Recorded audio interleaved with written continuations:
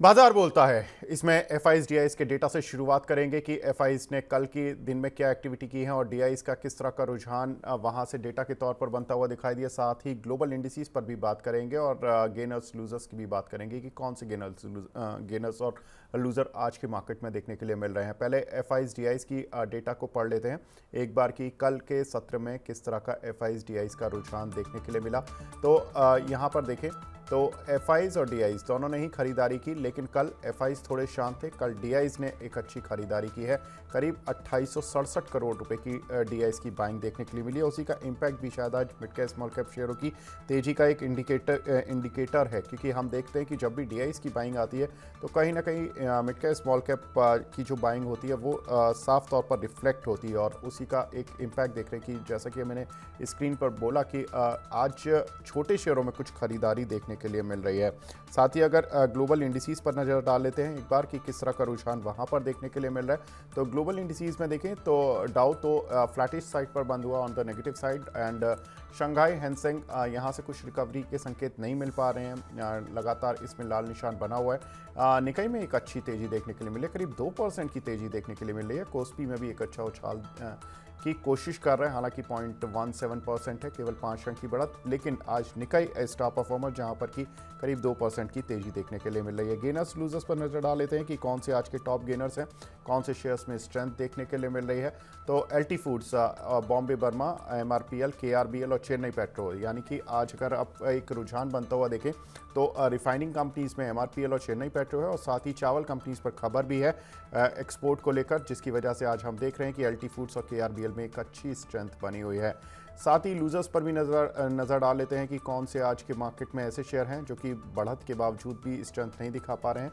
तो बंधन एस&पी ईटीएफ, ये तो ईटीएफ है तो यहाँ पर बात नहीं कर पाएंगे, लेकिन रेलटेल, एचबीएल पावर, टेक्स रेल, ये कुछ एक काउंटर्स हैं जहाँ पर कि लगातार तेजी बनी हुई थी और आज के सत्र में कहीं ना कहीं मुनाफा वसूली देखने के लिए मिल रही है। एलिवालिया कॉन्ट्रैक्ट और एक ऐसा शेयर जहाँ पर कि स्ट्रेंथ खोते हुए कुछ एक ग्लोबल खबरें भी हैं, उन पर भी एक बार नज़र डालते चलते हैं कि क्या कुछ इम्पैक्ट उनका देखने के लिए मिलेगा। तो अभी तक बातें आ रही थी कि जो बाइडन, जो अमेरिका के राष्ट्रपति हैं, वो हो सकता है कि नेक्स्ट प्रेसिडेंट की जो प्रेसिडेंट बनने के लिए जो लड़ाई है उसमें शायद शामिल नहीं हो पाएंगे।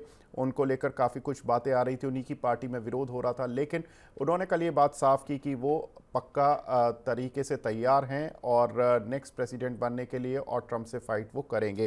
तो एक अच्छी बात अमेरिकन राजनीति के लिए, जो कि एक जो क्लैरिटी नहीं मिल रही थी वो कुछ हद तक क्लैरिटी मिली है। हालांकि अभी भी ये माना जा रहा है कि पार्टी में इस तरह का विरोध चल रहा है अभी भी उनकी इस बात पर भी।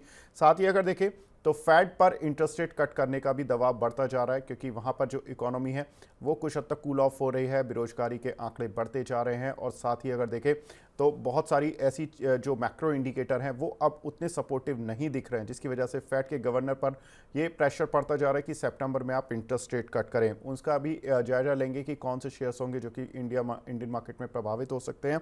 साथ ही मोदी और पुतिन की कल मुलाकात हुई और उसमें प्राइवेट डिनर पर भी प्रधानमंत्री मोदी जी गए थे वहाँ पर पुतिन के यहाँ पर, और काफ़ी कुछ बातें हुई हैं।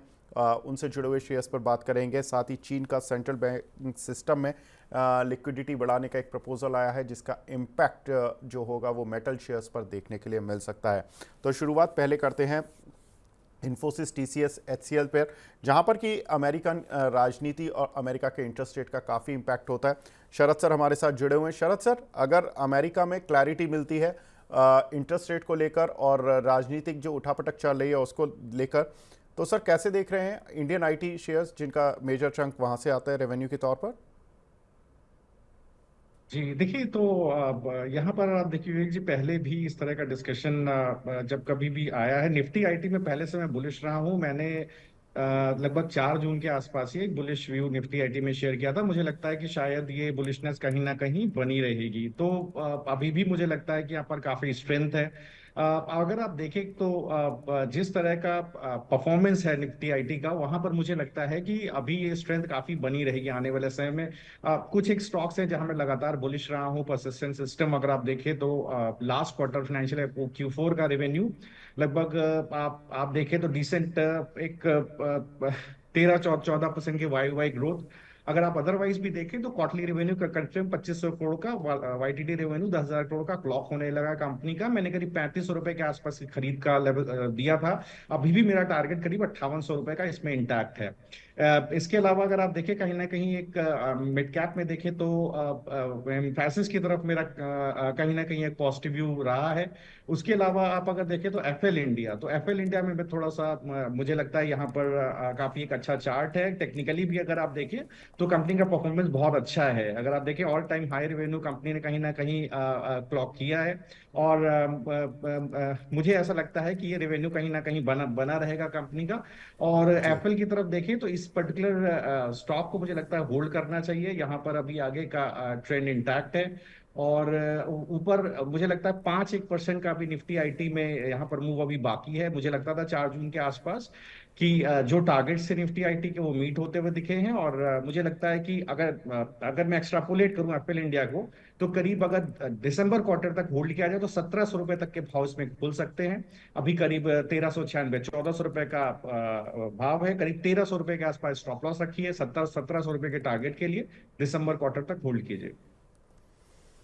बिल्कुल। तो यहाँ पर आईटी सेक्टर पर ब्रॉडर वे में एक व्यू मिल चुका है सर की तरफ से। अब अगली खबर की तरफ बढ़ते हैं, जहाँ पर कि प्रधानमंत्री मोदी और रूस के राष्ट्रपति व्लादिमीर पुतिन की एक मुलाकात हुई, जिसमें कि प्राइवेट डिनर पर भी प्रधानमंत्री इनवाइटेड थे और काफ़ी अच्छी ये मीटिंग रही है। उसको लेकर मार्केट में कयास लगाया जा रहा था कि डिफेंस शेयर और ऑयल को लेकर कुछ ना कुछ हो सकता है करार बनते हुए दिखाई दे, और उसका एक इम्पैक्ट जो होता है वो इंडियन ऑयल मार्केटिंग कंपनीज पर और डिफेंस शेयर्स पर देखने के लिए भी मिला। डिफेंस शेयर्स पर तो कल हमने देखा था कि एक अच्छी तेजी बनी हुई थी, लेकिन आज क्या इम्पैक्ट होगा उसको भी जायज़ा लेने की कोशिश करेंगे। पहले मैं ऑयल मार्केटिंग कंपनीज पर बात करता हूँ। शरद सर, ऑयल मार्केटिंग कंपनीज में कुछ लगता है कोई पर्टिकुलर कंपनी जो कि आपकी रडार पर हो ऑन द पॉजिटिव और नेगेटिव साइड? देखिए, अब अगर आप देखें मुझे ऐसा लगता है कि कहीं ना कहीं मार्जिन पे प्रेशर देखने को मिलेगा ऑयल मार्केटिंग कंपनीज में। मैं उतना बुलिश नहीं हूँ। ओके। अगर आप कहीं ना कहीं देखें उसका बहुत सिंपल रीजन है कि 4-5 स्टेट में इलेक्शंस हैं। और मुझे लगता है कि जिस तरह की मेजोरिटी मिली है एनडीए को, कहीं ना कहीं प्रेशर देखने को मिलेगा। मैं अभी बुलिश नहीं हूँ। एचपीसीएल में कहीं ना कहीं शॉर्ट व्यू दे रहा हूँ। मुझे लगता है कि इसके अंदर गिरावट आएगी 300 रुपए के लेवल तक। 300 से 290 तक इसमें एक बार गिरावट आ सकती है। मुझे लगता है 350 के आसपास बड़े शॉर्ट्स हैं। क्रिटिकल मूविंग एवरेजेस अगर आप वीकली चार्ट्स पे देखें तो एक negative correct order of moving averages बनता हुआ दिख रहा है। तो थोड़ा सा मुझे लगता है कि जब तक कोई बहुत वीक, 1 वीक या 2 वीक की पर्टिकुलर स्ट्रेंथ ना आए ऑयल मार्केटिंग में, मुझे नहीं लगता कि विवेक जी यहाँ पर बाय का व्यू बनता हुआ दिखेगा। जी, तो ऑयल मार्केटिंग कंपनीज पर कोई ऐसा अच्छा भी व्यू नहीं है। सर का मानना है कि यहाँ पर रिफाइनिंग मार्जिन्स पर थोड़ा सा प्रेशर बढ़ेगा, जिसकी वजह से रिजल्ट्स उतने ज़्यादा स्ट्रॉन्ग नहीं रहेंगे। हम इस पर भी बात करेंगे कि किस तरह की रिपोर्ट्स आ रहे हैं ऑयल मार्केटिंग कंपनीज पर। काफ़ी कुछ सवाल भी आ रहे हैं। पुनीत शर्मा जी का सवाल इन्फी बीम पर आ रहा है। पुनीत जी, मैं आपका सवाल थोड़ी देर में लूँगा, क्योंकि हमारा एक खास सेगमेंट है आज जिसमें कि सारे mid cap IT, small cap IT पर बात होगी। तो आप बने रहिए हमारे साथ, आपके सवाल को ज़रूर लिया जाएगा सर। एक सवाल आ रहा है नैन्सी जी का, बोल रही हैं कि MOIL के इन्होंने 528 पर कुछ शेयर लिए हुए हैं। सर, क्या करना चाहिए इनको अब? जी देखिए, ट्रेंड इंटैक्ट है। मुझे नहीं लगता कि यहाँ पर इतना बड़ा कोई प्रेशर है। 486, 486 के आसपास का एक अच्छा सपोर्ट इसके अंदर, स्टॉक के अंदर बना हुआ है। मुझे लगता है कि इनको बिल्कुल अभी बने रहना चाहिए। और 486 के आसपास अपना एक सपोर्ट, अपना एक स्टॉप लॉस रखें। और मुझे लगता है कि इसके अंदर ट्रेंड इंटैक्ट है। करीब आपको 700 रुपए तक के भाव दिखेंगे। आपको एक क्वार्टर सितंबर तक इसके अंदर जरूर कहीं ना कहीं होल्ड करना पड़ेगा। बिल्कुल। तमाल सरकार जी का सवाल है सर, बोल रहे हैं जुपिटर वैगन इन्होंने लिए हुए हैं 727 रुपये के भाव के, 131 शेयर हैं। क्या करना चाहिए इनको अब? जी, तो देखिए जुपिटर वैगन में अगर आप देखिए तो कहीं ना कहीं आपको मुझे लगता है होल्ड करना चाहिए। यहाँ पर एक अच्छा ट्रेंड बना हुआ है। ऐसा कुछ प्रॉब्लम कहीं दिखता नहीं है। अगर आप अदरवाइज भी कंपनी को देखें तो मुझे लगता है कि ऑपरेशनली कंपनी बहुत अच्छा कर रही है। अगर आप परफॉर्मेंस को देखें, टोटल इनकम वाई वाई 57% बढ़ता हुआ दिखाई दिया था। बिडा मार्जिन में बहुत अच्छा 60% का वाई वाई कहीं ना कहीं ग्रोथ है। और अगर आप रेलवे एंसिलरी में देखें तो वैसे भी काफी अच्छी ग्रोथ देखने को मिली है। रोबस्ट डिमांड है पब्लिक एंड प्राइवेट सेक्टर से कंपनी के अंदर। तो कहीं ना कहीं मार्जिन एक्सपेंशन आपको आने वाले समय में भी दिखाई देगा। थोड़ा सा लंबी अवधि के लिए होल्ड करें तो ज्यादा अच्छा रहेगा, क्योंकि बेस काफी नीचे खिसक गया है। बेस करीब 600 रुपए के आसपास है, 700 रुपए का अभी भाव है। इस पर्टिकुलर ट्रेड में 850 रुपए तक भी स्टॉक जा सकता है, लेकिन एक बार चॉपीनेस रह सकती है, क्योंकि इंडेक्स को जरूर ध्यान दीजिएगा। 83% के आसपास लॉन्ग है एफआईएस के। पहले भी हमने देखा है 88%, 92% के आसपास से बड़ी गिरावट में इंडेक्स में देखने को मिली है। अब बैंक निफ्टी में ऑलरेडी शॉर्ट्स बिल्डअप हो गया है, तो कहीं ना कहीं उसका असर सीधे सीधे मिड एंड स्मॉल कैप में पड़ता है। तो आप अननेसेसरी स्टॉप आउट हो जाएंगे। अगर कोई चॉपीनेस रहती है तो मुझे लगता है एक बहुत छोटा स्टॉप लॉस आप रखें 630 रुपए के आसपास, उसके नीचे जाए काट लीजिए। नीचे आपको कहीं मिले 530 600 के आसपास खरीद लीजिए। अगर आप दिसंबर क्वार्टर तक का व्यू लेके चलेंगे तो 850 के भाव जरूर आपको मिलेगा। जी। एक बड़ी खबर ये भी है कि चीन के सेंट्रल बैंक ने अपने बैंकिंग सिस्टम में लिक्विडिटी बढ़ाने के लिए बॉन्ड परचेज करने की बात कही है। हालांकि चीन की इकोनॉमी को लेकर लगातार सवाल उठ रहे हैं कि उन्होंने जो पहले भी स्टिमुलसेस दिए थे उनका कोई बहुत ज़्यादा पॉजिटिव इम्पैक्ट देखने के लिए नहीं मिला। तो अब जो स्टिमुलस देगा उसका क्या इम्पैक्ट होगा। जनरली ये माना जाता है कि चीन अगर अपने यहाँ पर लिक्विडिटी बढ़ा रहा है, अपने सिस्टम में लगातार कैश इन्फ्यूज़ कर रहा है, तो कहीं ना कहीं वो जो कैश होता है वो डिमांड में कन्वर्ट होता है, और वो डिमांड मेटल की डिमांड पर कन्वर्ट होती है। जनरली तो मेटल के काउंटर्स या मेटल की कीमतें बढ़ती हुई दिखाई दे रही हैं, लेकिन चीन की इकोनॉमी अभी भी इस खबर से भी चलने की कोशिश नहीं कर पा रही है, क्योंकि हमने चीन के मार्केट में देखा कि कल और आज दोनों ही दिन में ज़्यादा कुछ उछाल देखने के लिए नहीं मिला है। सर, कैसे देख रहे हैं metal companies, Indian metal companies, क्योंकि इंटरनेशनल प्राइसेस से काफ़ी ड्रिवन होती हैं। For example Tata steel, Jindal steel, SAIL, Nalco, Hind copper. जी। जी हाँ, अब बिल्कुल सही कह रहे हैं। देखिए, आपने बिल्कुल सही बात बोली। कहीं ना कहीं बुलिशनेस मेटल में दिखाई दी है। अगर आप देखें तो अभी भी बुलिशनेस मेटल में कहीं ना कहीं बनी हुई है। एक काउंटर है जीएमडीसी। जीएमडीसी देखिए, मैं थोड़ा सा इसमें मुझे लगता है अभी काफी कंसोलिडेट हो गया है स्टॉक काफी समय से, लगभग अक्टूबर के बाद से। अक्टूबर लास्ट ईयर से कंसोलिडेट हो रहा है, 3 एक क्वार्टर हो गए कंसोलिडेशन का। मुझे लगता है अब इसके अंदर अप ट्रेंड कंटिन्यू कर सकता है। आने वाले समय में एक बेस बना हुआ है करीब, अगर आप देखें तो 380 रुपए के आसपास, 426 का भाव है। मुझे लगता है ये ट्रेंड ऊपर की तरफ कंटिन्यू करेगा। ये कहीं ना कहीं मुझे लगता है 550 रुपए की तरफ जा रहा है। 2 क्वार्टर का समय दीजिए, 480 रुपए पर स्टॉप लॉस रखिए। चॉपीनेस रह सकती है, ठीक है। थोड़ा बाय कीजिए, थोड़ा नीचे गिरने पर बाय कीजिए और इसके अंदर बने रहिए।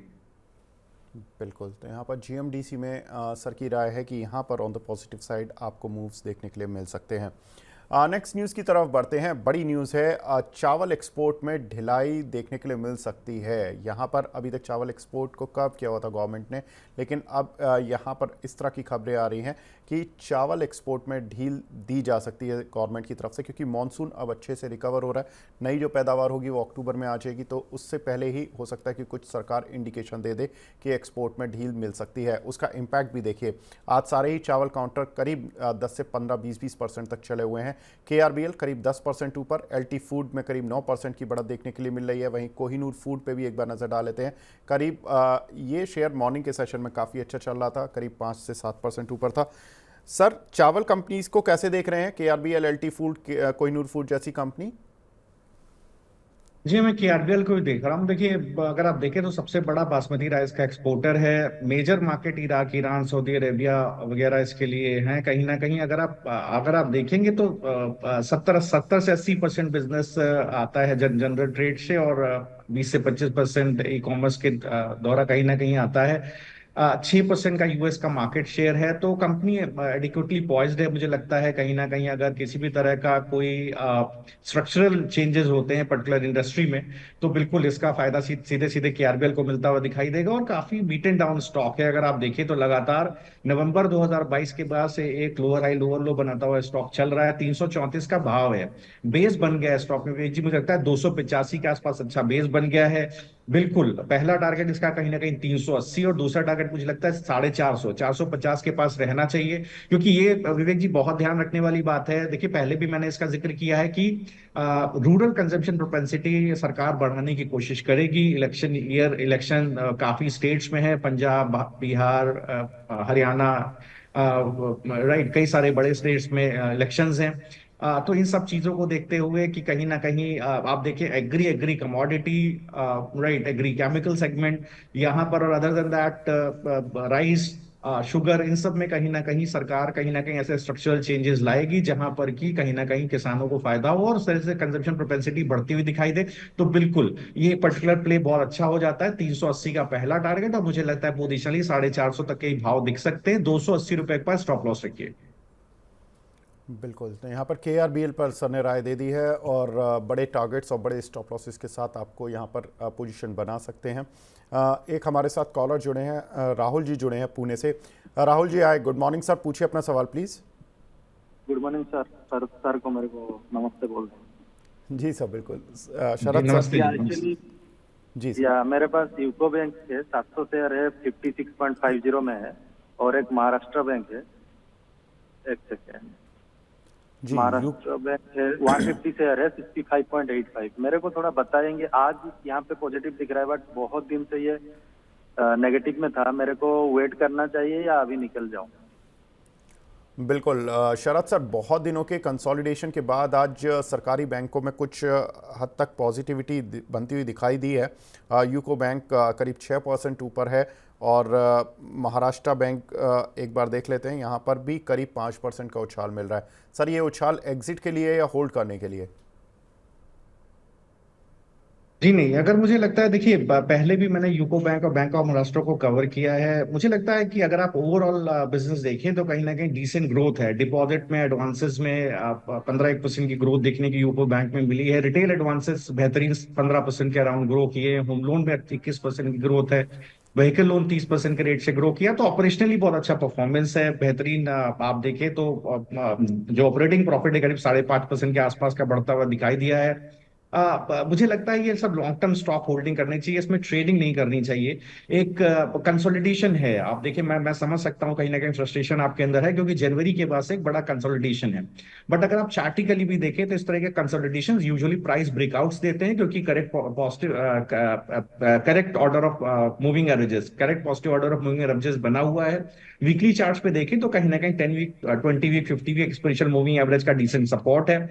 बने रहिए साहब। देखिए, एक स्टॉप लॉस जरूर रखिए। अगर आपने नीचे खरीदा होगा कहीं, स्टॉप लॉस आपका आता है करीब 48 रुपए के आसपास। अभी 57 रुपए का भाव है। मुझे लगता है पोजिशनली स्टॉक में कहीं कोई वीकनेस नहीं है। 70 रुपए से लेकर के 80 रुपए के भाव आपको दिसंबर क्वार्टर तक देखने को मिलेंगे, तो बिल्कुल बने रहिए। सिमिलरली आप बैंक ऑफ महाराष्ट्र में देखें तो अभी वीकनेस नहीं आई है। हाँ, पिछले 7-6 वीक से कहीं ना कहीं सेल प्रेशर बना हुआ है, बट वो बैंक निफ्टी का भी असर है।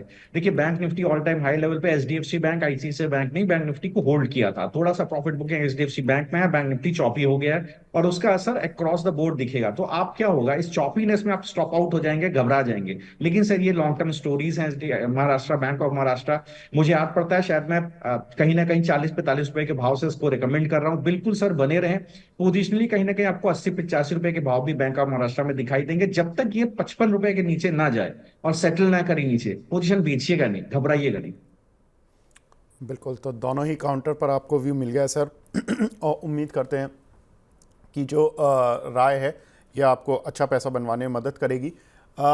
नेक्स्ट जो खबर है वो काफ़ी बड़ी खबर है, आज ही आई है और एचडीएफसी डिफेंस फंड को लेकर उन्होंने एकमुश्त राशि और एसआईपी को बंद करने का ऐलान किया है। फिलहाल उसमें नए फंड वो नहीं लेंगे। 24 जुलाई से नए फंड्स नहीं लिए जाएंगे। जो अब एसआईपी और जो एकमुश्त राशि आती है वो 24 जुलाई तक चलेगी और जो एसआईपी है जो कंटिन्यूशन में चल रही हैं वो चलती रहेंगी।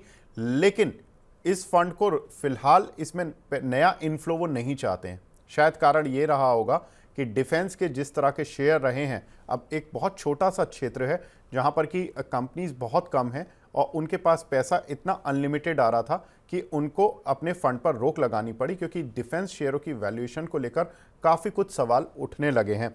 शरद सर, जैसे ही ये खबर आई है आज डिफेंस के शेयरों में कुछ हद तक प्रॉफिट बुकिंग आ रही है सर। HAL हो गया, BEML करीब 5% नीचे आ गया, HAL नीचे आ गया, कोचिन शिपयार्ड नीचे आ गया। कैसे देख रहे हैं सर डिफेंस शेयरों को? देखिए विवेक जी, मैं जब कभी भी मुझे डिस्कशन करने का मौका मिला, मैंने हमेशा बोला डिफेंस को आप लॉन्ग टर्म पर्सपेक्टिव में देखिए, ट्रेडिंग के नजरिए से मत देखिए। आज भी आप HAL को देखें तो कहीं ना कहीं अगर आप इंडस्ट्री एवरेज देखें तो 48 के पी पे HAL ट्रेड करता है। आप अगर अदरवाइज देखें तो कहीं ना कहीं BDL करीब 100 के पी पर ट्रेड करता है। सभी स्टॉक्स कहीं ना कहीं महंगे हैं। और मार्केट एक्सपेंशन है, बाजार बिल्कुल मैं मानता हूं। अगर कहीं ना कहीं मैचेल को ही देखें, देखिए मार्केट एक्सपेंशन है, इसमें कोई दो राय नहीं है। ठीक है, बेहतरीन रेवेन्यू क्लॉक हो रहा है कंपनी का। अगर ऑपरेशनली देखें तो कहीं ना कहीं पिछले साल से मार्केट 13% इंक्रीज होता हुआ एचएल के लिए दिखाई दे रहा है। तो ये सारी चीजें कहीं ना कहीं स्टॉक प्राइस में डिस्काउंट होती है। बट अगर आप ट्रेडिंग करने निकलेंगे तो कहीं ना कहीं न्यूज में आप स्टॉप आउट होने का चांस रहेगा। तो इन सब स्टॉक में पोजिशनली खड़े रहिए। देखिए 94,000 की 94,000 करोड़ की ऑर्डर बुक है, जो लगभग मान करके चल रहे 1,20,000 करोड़ की ऑर्डर बुक हो जाएगी इस 2024 फिजिकल ईयर एंडिंग तक एचएएल के लिए। तो देखिए ये सारी चीजें स्टॉक प्राइस में डिस्काउंट होती हैं, लिक्विडिटी फ्लो होती है सेक्टर्स में। वही हमें कहीं ना कहीं कोचिन शिपयार्ड जैसे शेयर है, देखिए कहीं ना कहीं गवर्नमेंट आपको ऑफर ओएफएस लाते हुए दिखाई देगी। ठीक है, तो यहाँ पर क्या होगा कि मार्केट गवर्नमेंट अपना जो है स्टेक सेल करती हुई दिखाई देगी, क्योंकि एज पर सेबी गाइडलाइन 75% के नीचे ही जो है होल्डिंग होनी चाहिए। तो यहाँ पर क्या है कि ये सारी चीजें काउंट करती हैं। आप बिल्कुल साफ ट्रेडिंग के पर्सपेक्टिव से ना रहें इस सेक्टर में, डिफेंस के सेक्टर में, और लॉन्ग टर्म पर्सपेक्टिव से बने रहें। अगर आप लॉन्ग टर्म पर्सपेक्टिव से बने हुए 4-5 साल का व्यू होल्ड कर रहे हैं तो आराम से 15% के अगर आपको अपने पोर्टफोलियो में दिखाई देगा।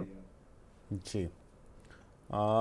तो यहाँ पर सर एचएएल एक टारगेट दे दीजिए जो लोग अभी फंसे हुए हैं एचएएल, बीईएमएल और बीईएल पर, क्योंकि डिफेंस शेयर पर सर बहुत सारे सवाल आते हैं, तो हमें ये थोड़ा सा जानकारी लेनी जरूरी हो जाती है सर। देखिए despite of all the news मैं एचएएल को ही डिस्कस कर रहा हूँ। मैं दो तीन स्टॉक टॉप की आपको बता देता हूँ। देखिए एचएएल में ही बहुत बहुत क्लियर व्यू आपको देता हूँ। अगर आप एचएएल को भी देखेंगे तो कोई स्लगिशनेस नहीं है। आप देखिए अगर आप पिछले 8 वीक को देखें तो बेहतरीन बेस कहीं ना कहीं बना हुआ है 4700 रुपए से लेके 5,000 रुपए के आसपास। तो बाजार ये न्यूज को मानने को तैयार नहीं है। बाजार म्यूचुअल फंड वगैरह पर ध्यान नहीं दे रहा है, मार्केट पार्टिसिपेंट को कोई फर्क नहीं पड़ता। अभी भी मुझे लग रहा है एचएएल कहीं ना कहीं 6500 रुपए की तरफ जा रहा है, क्योंकि बेस बहुत अच्छा 4800 से 5,000 के आसपास बना हुआ है। ठीक है, दूसरी तरफ अगर आप बीएल को देखें तो मुझे लगता है कि इसमें एक डिसेंट ऊपर की तरफ मूव करीब 370 रुपए के आसपास जा रहा है, 332 का भाव है, क्योंकि बेस नीचे की तरफ कहीं 280 रुपए के आसपास बना हुआ है। तो जो लॉन्ग टर्म में बने हुए हैं, जब तक कोई बड़ी गिरावट ना आए, जब तक क्रिटिकल मूविंग एवरेजेस विवेक जी नहीं टूटते हैं, तब तक मार्केट पार्टिसिपेंट के अंदर किसी तरह के कोई फियर और मुझे नहीं लगता अनरेस्ट आने वाला है, और स्टॉक ऊपर की तरफ जाने वाला है, क्योंकि लिक्विडिटी ड्रिवन मार्केट है। लिक्विडिटी चेस करती है अच्छे स्टॉक्स को, अच्छे सेक्टर्स को। तो उसी तरह से लिक्विडिटी इन स्टॉक्स को भी चेस कर रही है, डिस्पाइट ऑफ द फैक्ट कि पी रेशो के बिहाफ पर अगर देखें वैल्यूएशंस काफी हाई हैं, बट मार्केट एक्सपेंशन को बाजार कहीं ना कहीं डिस्काउंट कर रहा है। जी बिल्कुल। आज अदानी स्टॉक्स में भी एक अच्छी चाल देखने के लिए मिली मॉर्निंग में के सेशन में। हालांकि अदानी स्टॉक्स की चाल सर शुरू होती है लेकिन 2-3% पर आकर थक जाती है। अदानी स्टॉक्स को कैसे देख रहे हैं? Adani ports, Adani power, Adani enterprises कैसे देख रहे हैं सर ऑन चार्ट्स? ये बजट से पहले कुछ कर पाएंगे क्या? एक्सपायरी में भी बहुत लोग फंसे हुए हैं। जी, तो देखिए ऐसा है कि अगर आप काफी चल गया है, देखिए बाजार में ये समझने वाली बात है। मैं विवेक जी आपके माध्यम से दर्शकों को बोलना चाहता हूँ, पिछली बार भी जब 2 बार गिरावट आई थी, बाजार 21,800 तक गया था, उसके बाद एक बार पहले 18,000 के आसपास ट्रेड करा था। उस वक्त 88% और 92% के लेवल थे एफआईआई के लॉन्ग के, जहां से गिरावट आई थी। क्योंकि आप ये मानिए इसके अंदर एक्सचेंज ट्रेडेड फंड्स ईटीएफ्स रहते हैं इंडेक्स के प्ले में। तो सर देखिए अगर इस तरह का कोई प्रॉफिट बुकिंग आती है तो जहां कहीं भी वैल्यूएशंस हाई हैं, काफी लिक्विडिटी है, प्रॉफिट बुकिंग आ जाती है। उसमें से देखिए डिफेंस सेक्टर भी कहीं ना कहीं है। तो अगर आप अडानी पोर्ट देखें या अंबुजा सीमेंट देखें तो कहीं ना कहीं स्लगिशनेस है, थोड़ा सा बहुत अच्छा पॉजिटिव व्यू नहीं बना हुआ है। अगर आप अडानी पोर्ट को भी देखें, कहीं ना कहीं अगर आप इसका लंबे चार्ट पे रिलेटिव स्ट्रेंथ इंडेक्स देखें तो कहीं ना कहीं वीक है। लेकिन हैविंग सेड दैट, अगर कोई बना हुआ है तो जरूर एक बार बेस करीब 1380-1400 रुपए के आसपास है अडानी पोर्ट का, अभी 1486 का भाव है। बने रहे। बड़ा ट्रेंड तभी आएगा जब इसका करीब आप मान लें जो अभी का रेजिस्टेंस है 1520-1530 वो टूटेगा। तो यहां पर क्या केवल वेट किया जा सकता है, एक बार ट्रेलिंग स्टॉप लॉस के साथ खड़े रहा जा सकता है, क्योंकि बजट का प्ले है, लिक्विडिटी का प्ले है, अच्छे स्टॉक्स में आएगी। तो ये सारी चीजों को देखते हुए मुझे लगता है ट्रेलिंग स्टॉप लॉस के साथ खड़े रहना ज्यादा अच्छा स्ट्रेटेजी है, विजा वी की आप पोजीशन काट लें। जी, तो अदानी स्टॉक्स में अभी लंबे टारगेट्स के लिए आप बने रह सकते हैं। इसी बीच हमारे साथ हिमेन कपाड़िया सर भी जुड़ चुके हैं, सीनियर वीपी हैं केआर चौकसी से। Hemen sir, hi, good morning sir, thank you very much sir हमसे जुड़ने के लिए। Very good morning Vivek ji, thank you for having me. Hemant ji, good morning. Yes sir. Good morning sir. Good morning sir. Hemendra sir, अगर हम देखें तो मार्केट में एक काफ़ी दिन के बाद आज mid cap small cap category में कुछ हद तक एक अच्छी बाइंग देखने के लिए मिल रही है स्क्रीन पर, जहां शेयर थोड़े से एक शांत मोड पे रहते थे, 0.5% 1% की मोड पर रहते थे, आज कहीं ना कहीं स्क्रीन अच्छी मूविंग है। सर, कैसे देख रहे हैं mid cap small cap shares को या इंडेक्स को, या आप उनमें पर्टिकुलर कुछ शेयर्स चेस कर रहे हो? अगर आप निफ्टी मिड कैप 100 की बात करें विवेक जी, तो अ, चल ही रहा है, मतलब ऑल टाइम हाई पे है। अभी तक कोई टेक्निकल वीकनेस, ओवरबॉट जरूर है, लेकिन कोई ओवरबॉट होने से रिवर्सल आए वैसा होता नहीं है। और ना कोई लेवल टूटे हैं, ना कोई नेगेटिव डाइवर्जेंस अभी तक देखी गई है विवेक जी। तो it is continuing, so I would say cautiously optimistic, क्योंकि लेवल टूटते नहीं तब तक व्यू तो थोड़ा पॉजिटिव ही रहेगा। जी बजट है, हिस्ट्री ने बताया कि भाई आई थिंक लास्ट 31-32 बजट में से 24 बजट के में मार्केट नीचे जाता है बजट के बाद। So that is not a way to, that is not a benchmark, but I would say budget तक मार्केट पॉजिटिव होना चाहिए। चार्ट्स सपोर्ट कर रहे हैं। ओके। और इवेंट रिस्क है, अभी कितना इवेंट रिस्क है वो तो टाइम बताएगा, but I would be positive. और जैसा आपने बताया, आज निफ्टी बैंक निफ्टी में भी लग रहा है कि कुछ पॉजिटिव दिख रहे हैं। और 24,400 पे के ऊपर अगर निफ्टी निकलती है, आई थिंक और 200-300 पॉइंट की अपसाइड की तैयारी हो गई है। So markets are fine, stock specific होना ज़्यादा ज़रूरी है। सेक्टरल म्यूजिकल चेयर्स चल रहे हैं, so as of now ji things are okay. Ji sir, दो शेयर्स पर बात करना चाहूँगा, जीएम ब्रीवरीज और डेल्टा कॉर्प। ये mid cap small cap category में ही आते हैं।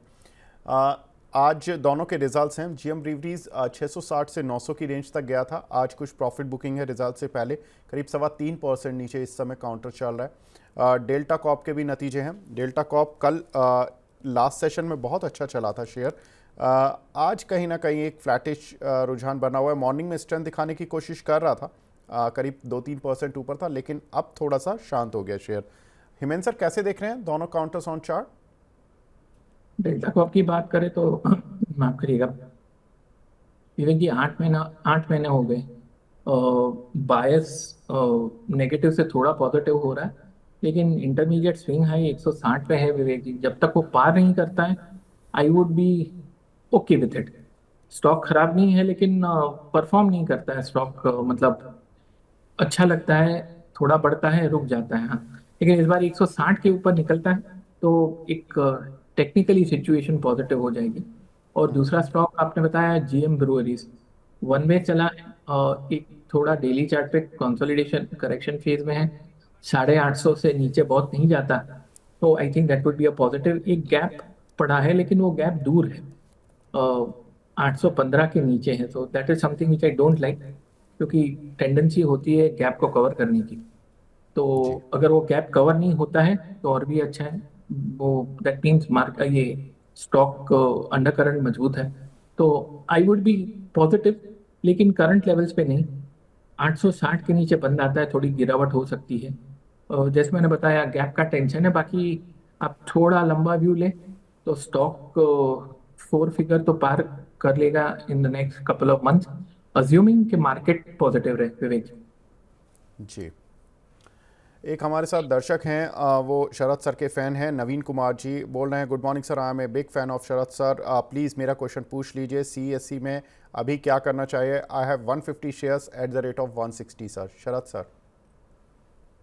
जी, तो देखिए सब सीएससी में बिल्कुल, अब मुझे लगता है कि अभी भी इसके अंदर कहीं कोई ऐसा लॉन्ग टर्म के पर्सपेक्टिव से अगर आप हैं तो सब बिल्कुल इसमें बने रहिए। मुझे नहीं लगता कि कहीं कोई दिक्कत अभी आपको इसके अंदर आने वाली है। ऑपरेशनली परफॉर्मेंस कंपनी का बहुत अच्छा है। अगर आप देखें तो डिमांड लगती है कि पावर सेक्टर में लगभग 2027 तक करीब करीब 4% कैगर के हिसाब से ग्रो करते हुए आपको दिखाई देगी। कैपेसिटी एडिशन देखिए कंपनी का बहुत अच्छा है, लगभग फाइनेंशियल ईयर 24 में देखें तो करीब 25 गीगावाट के आसपास के कैपेसिटी एडिशन है। रिन्यूएबल कैपेसिटी आप देखिए डिसेंट ग्रोथ आपको दिखाई दे रही है। तो अगर आप देखिए मुझे लगता है बिल्कुल सर पोजिशनली बिल्कुल स्टॉक में बने रहिए। देखिए अच्छे स्टॉक में बने रहने में सर कोई घबराहट नहीं है, बाजार में चौपीनेस रहेगी क्योंकि इंडेक्स का प्ले रहता है जैसा मैंने डिस्कस किया। ईटीएफ्स प्ले करते हैं इंडेक्स में और वहां पर प्रॉफिट बुकिंग रहती है। बट अगर आप लंबी अवधि के देखें तो मुझे कम से कम 225 रुपए के भाव इसके अंदर बिल्कुल सीएससी में दिखाई देते हैं। बेस कहाँ बना हुआ है? बेस आपका बना हुआ है 137 रुपए 138 रुपए के आसपास। तो अगर आपने 10 रुपए अपने पोर्टफोलियो में इस पर्टिकुलर स्टॉक को या 5 रुपए इस पोर्टफोलियो अपने स्टॉक को दिया हुआ है, तो अगर आप थोड़ा और एलोकेट करेंगे, थोड़ा स्टैगर्ड बाइंग करेंगे, तो आपको कम से कम 225 रुपए का भाव तो यहाँ बिल्कुल अभी दिखाई दे जाएगा कुछ समय में। बाजार में चौपीनेस रह सकती है। मैं लगातार देखिए रिट्रेट कर रहा हूँ। 83% के अंदर एफआईआई के लॉन्ग्स हैं। 88% 92% से प्रॉफिट बुकिंग रहती है। एफआईआई का अच्छा पैसा है। एफआईआई का ज्यादा पैसा कभी छोटे मूव के लिए नहीं आता, बड़े मूव के लिए आता है लंबे अवधि में। तो दिसंबर तक के लिए होल्ड कीजिए सर, 225 तक का भाव दिखाई देगा। मुझे लगता है अगर आप स्टॉप लॉस ट्रेल करना चाहते हैं, चूंकि आपकी खरीद उस लेवल पे है, तो 160 रुपए के आसपास स्टॉप लॉस रखिए। उसके नीचे जाए तो जरूर पोजीशन काटिएगा। अगर आपको लगता है, मैं जी सलाह नहीं दूंगा, अच्छा स्टॉक है, पोजिशनली परफॉर्मेंस बहुत अच्छा है कंपनी का, 225 रुपए के भाव के लिए सर बने रह सकते हैं। एक क्वेश्चन मिला है हमें साबिहा सईद जी का, इनके परसिस्टेंट सिस्टम पर हेमंत सर 3 महीने का व्यू लेना चाहते हैं। ये साबिहा सईद जी, आपका जो 2 सवाल और हैं JWL और BEL पर, सर ये हम ऑलरेडी ले चुके हैं, तो आप प्लीज़ वीडियो को पहले देख लीजिएगा।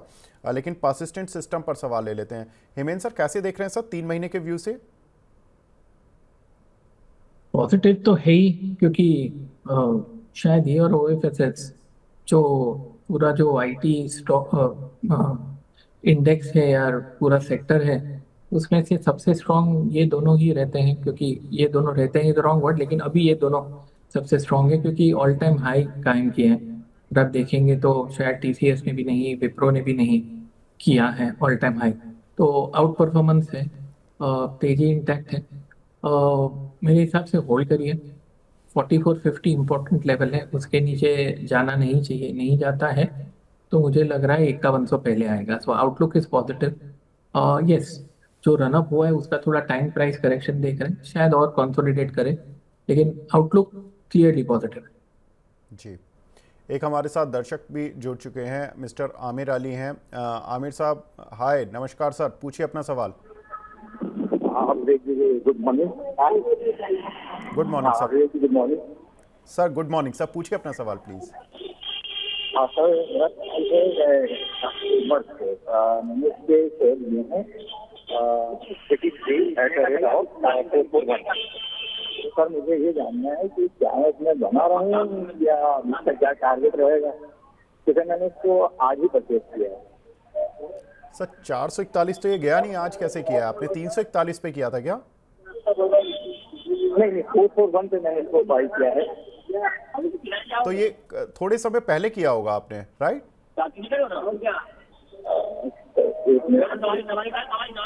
जी जी बिल्कुल। आमिर जी, हम आपका सवाल ले लेते हैं। शरद सर, इन्होंने अदानी विल्मार के शेयर लिए हुए हैं 441 रुपए के। शेयर 341 चल रहा है। कल परसों इनका इनफैक्ट Q1 डेटा भी आया था, जिसमें जो इनकी वॉल्यूम ग्रोथ थी वो करीब 13% थी, वैल्यू ग्रोथ करीब 11% थी। काउंटर कल ओपन भी ठीक से हुआ, 347 रुपये तक गया, लेकिन उसके बाद फिर इसने स्ट्रेंथ खो दी। आज भी दोबारा स्ट्रेंथ सारे ही अदानी स्टॉक्स ने मॉर्निंग में लेने की कोशिश की, लेकिन फिर स्ट्रेंथ पर खरा नहीं उतरा। सर क्या करना चाहिए सर? 100 रुपये का नुकसान हो रहा है। देखिए कंपनी देखिए सही, बिल्कुल सही विवेक जी आपने बात बोली। अगर आप ऑपरेशनली इस कंपनी का परफॉर्मेंस देखें तो मैं बहुत इंप्रेस नहीं हूँ परफॉर्मेंस से, और मैनेजमेंट कमेंट्री से भी बहुत ज्यादा बुलिशनेस नहीं देखने को मिलती है। ग्रॉस प्रॉफिट देखें तो 10% स्टैंड अलोन बेसिस पर बढ़ता हुआ दिखाई दिया है। लेकिन अगर आप मैनेजमेंट का कहीं ना कहीं मानना है कि ऑयल एडिबल ऑयल प्राइसेस में एक स्टेबिलिटी देखने को मिलेगी आने वाले समय में, जिससे प्रॉफिटेबिलिटी बढ़ती हुई दिखाई देगी। ब्रांडेड सेगमेंट में भी डिसेंट ग्रोथ देखने को मिलेगा। और बांग्लादेश ऑपरेशंस में कंपनी का मानना है कि प्रॉफिटेबिलिटी इस फाइनेंशियल ईयर की प्रॉफिटेबिलिटी में कहीं ना कहीं पॉजिटिव इम्पैक्ट देखने को मिलेगा। फूड एंड FMCG सेगमेंट में कंपनी को लगता है कि ब्रांड स्ट्रेंथ की वजह से मार्केट शेयर बढ़ेगा। ठीक है साहब, अच्छी बात है। लेकिन स्टॉक के अंदर आप देखिए प्राइस भाव भगवान है। अगर आप देखें तो कहीं ना कहीं रेजिस्टेंस 411 के भाव पे जबरदस्त है। सप्लाई जोन बना हुआ है, negative correct order of moving average stock के अंदर बना हुआ है लंबे दायरे से, नवंबर 22 के बाद से। तो जब तक ये 411 के ऊपर नहीं जाएगा विवेक जी, मैं इसमें खरीद की सलाह नहीं दूंगा। हाँ, ये जरूर है, कोई फंस गया है, अटक गया, अगर आपने खरीद लिया है तो साहब आप बेस 320 रुपए के आसपास का बेस है, उसके नीचे खिसक जाए आप पोजीशन काट लें। लेकिन मैं एक बात जरूर कहना चाहूंगा, बेहतरीन स्टॉक्स विवेक जी मिल रहे हैं, बॉटम अप अप्रोच रखें इन्वेस्टमेंट का। मार्केट के अंदर बेहतरीन स्टॉक्स मिल रहे हैं, जहां पर मार्जिन एक्सपेंशन आने वाले समय में मिलेंगे अच्छे, वो स्टॉक भाग रहे। तो इस तरह के स्टॉक में फंसे रहने की जरूरत नहीं है। अगर आपको ये इसमें बड़ा मूव 410 के ऊपर ही आएगा विवेक जी, तो अगर चाहें तो अपना पोजीशन काट लें, लॉस बुक कर लें, किसी और जगह जाएं, वहां शायद उनको ज्यादा फायदा दिखेगा। बिल्कुल, 410 के ऊपर अगर जाएगा तो मूव मिलेगा। 320 का एक स्टॉप लॉस लगा लें तो आप अपने लॉस को कुछ हद तक कंटेन कर सकते हैं।